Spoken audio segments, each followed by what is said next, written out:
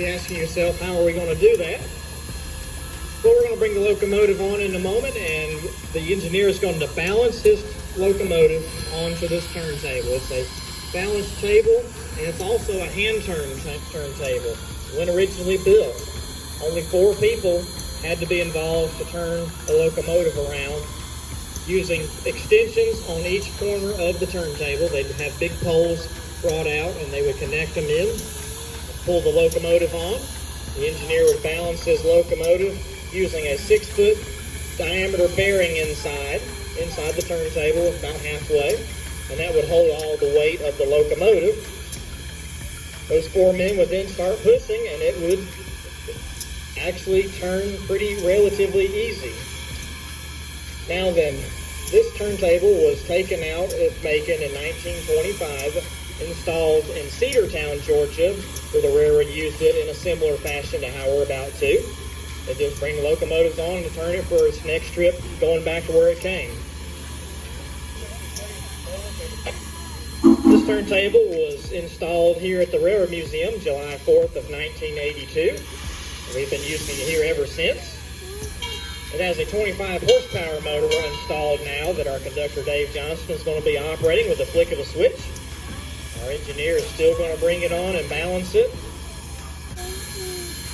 Now the locomotive pulling our train today is the Southern Railway number 630, built in 1904 by the American Locomotive Company. It is a true steam-fired locomotive, a genuine piece of Americana of early 20th century technology. It has a boiler and a tender. The tender is filled with water and coal. Our fireman, Mr.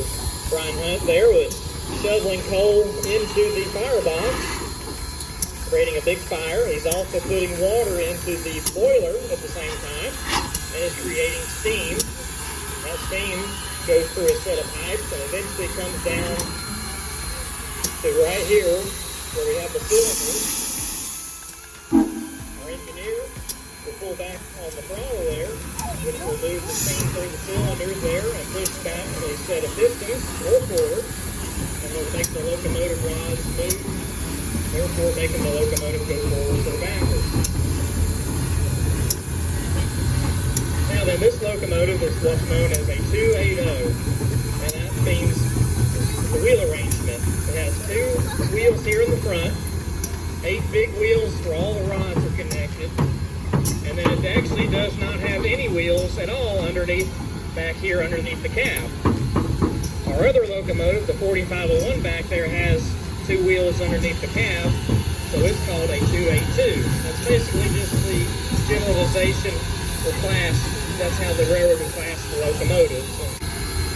Now as we bring the turntable around here, you may notice our train sits on track number 1. So we got to get the locomotive around to the other end of the train so it can reconnect and take us back to Grand Junction. So we're going to go a little bit further over to track number 2. We'll line the turntable up using old-fashioned eyesight. There's no mechanics involved that automatically stop the turntable other than letting off the power.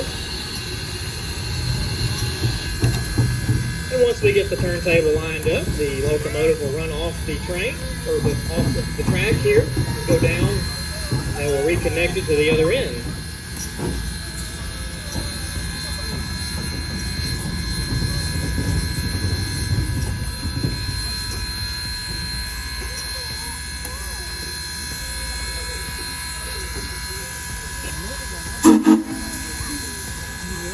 Alright, we got to run the first one.